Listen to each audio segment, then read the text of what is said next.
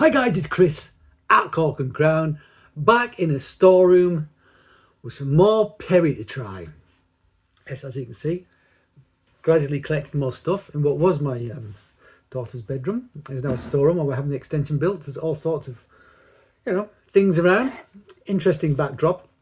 So what we're having today, we're having a perry, and it's not English. It's not Welsh, and it's not Scottish, and it's not Irish. It is French. It is Adrian Sallard Le Poiré. There you go. Had this guy for a while, sitting around. I've got another one from this producer as well. This is the demi sec, 4.3%. Yeah. So I've got to dig into my memory about it. So it's, so I don't think this is done for. It's not AOP or AOC or anything like that. So there must be something about it which means you can't call it AOC or AOP. So it might be to do with the fact it's not in the right area. It's to the east of Domfront. So actually it is in Domfront, not close to there. But maybe they're not using, I think Plante de Blanc is the primary perry pear you have to use in Domfront to have it as AOP or AOC. And 40% of that, so if it's not got 40% of that in, you can't call it that. So maybe it's to do with the blend. I know this guy, Adrian Sallard, is it's organic. It's got an organic symbol on here. But yeah, don't know much about it at all. Looked online. I mean, zero presence. There is nothing. Couldn't find it on a map. Couldn't find it on, like, there's something in Facebook. Barely anything. There's nothing at all. So this guy does not want to be discovered. It says on something I found, which wasn't his page, it was on another page, that you can go there. They have a cave where you can go and do tastings. God knows where it is. I couldn't find it on a map, and I was looking for it. So good luck to anybody who's, happens to come by it. Anyway, if I find any more information, I'll put it on the screen. I'll put some sort of little bit of information on the screen. But I bought this in France, in Normandy. So there you go. Right, so let's open it. A demi-sec. So how do they do that then? How do they do that? Do they somehow, how do they halt the fermentation? Do they cold rack it? Don't they keeve it because it's perry? I'm not sure you can keeve perry as easily as you can cider because of the acidity, something like that. Although I've heard different things about that. So ooh, the cork's coming out nicely. So it has to be naturally sparkling, which this is. Look at that, boom, naturally sparkling. So yeah, maybe they don't say it, but you think there's going to be some sorbitol in there. It says caractère on it is fruity acid with fine bubbles. It's only got fine bubbles. Let's see if it's fruity and acid. Colour. I'm my mouth watering. I bloody love French perry and cider. I really do. That's what got me into perry and cider, the French stuff. Yeah, nice. Gold. A hint of green to it. Pale gold with a hint of green. Looks nice. Fine bubbles. Really fine bubbles. Beautiful looking thing. I can smell it already, I think. Yeah, so it's got some acidity. Rich pear character though. It really has. Maybe a hint of something slightly tropical, honeyed. I mean, mouth watering. Smells like there's going to be some humidity. You get a kick of sort of pear. You really do. Oh, some subtle hints of other things. I want to see something tropical in the background. Something subtly tropical. Banana, pineapple, something like that. Smells great. I mean, it smells great. 4.3%. What's not to love?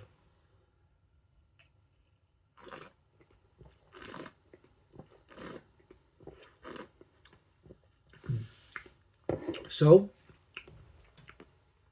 demi-sec. Yeah, go along with that. It's got a reasonable amount of sweetness. It's not really sweet. You know what? It is quite sweet. However, the acidity is great. It's cutting through it like a citric sort of lime-like acidity, cutting through that, which is really good. Amazing bubbles. The mousse on it's fantastic.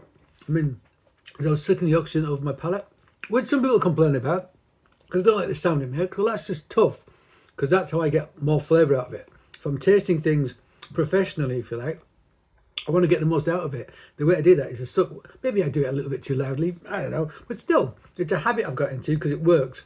I'm getting Okay, I am getting some sort of lime character on the back of my palate now. I really am. With some sort of like, almost like, yeah, tinned, so like pineapple or tinned peach juice. You know the juice, like peach tins. I mean, actually, since I've had it, but I can remember what it tastes like. Something like that, like peach tin juice or something in the back, but with that lime character as well.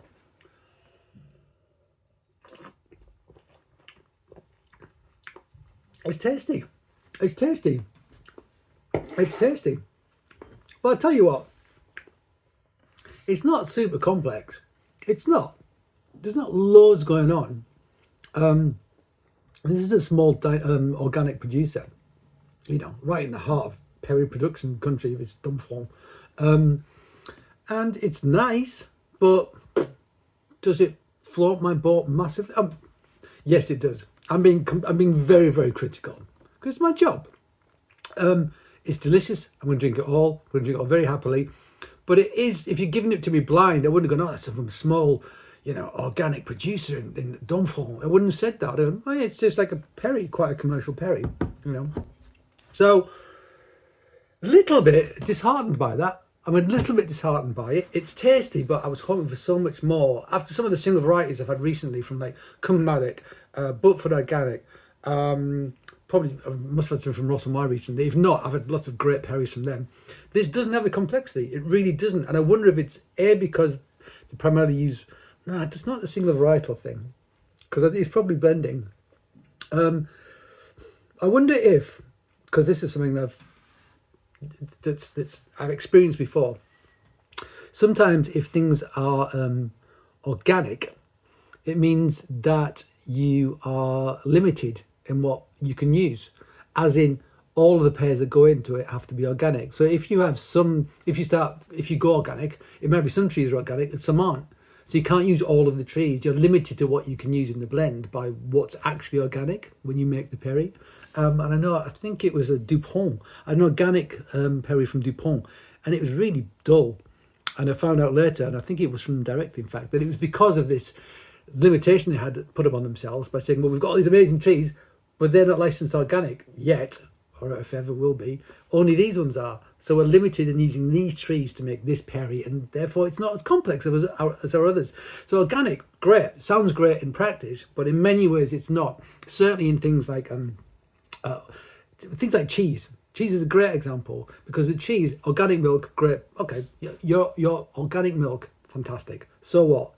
If you're not good as a cheesemaker, it doesn't matter whether you've got organic milk or not. You're not going to make a good cheese. You can put milk into a factory that's organic, and they can churn out block cheddar all day long from organic milk. And is it going to taste that much better than other block cheddars? Probably not. You wouldn't know the difference. So you've got to take organic with a pinch of salt. Strange way of phrasing it, but you know what I mean.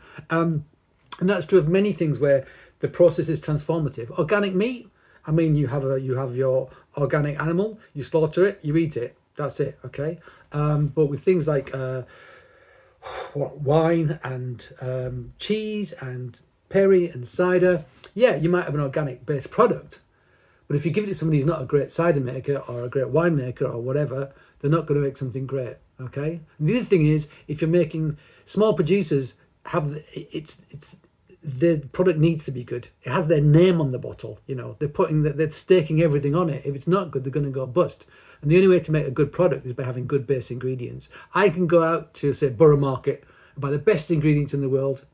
It costs me a fortune. Go home. If I'm a crap chef or cook, whatever, the meal's going to be rubbish, irrespective of the ingredients, you know. But it's very hard to make something good out of bad ingredients. So really, it's the chef, the creator, the winemaker, the Perry maker, the cider maker that's fundamentally important in that. So organics, yeah, okay, for certain things.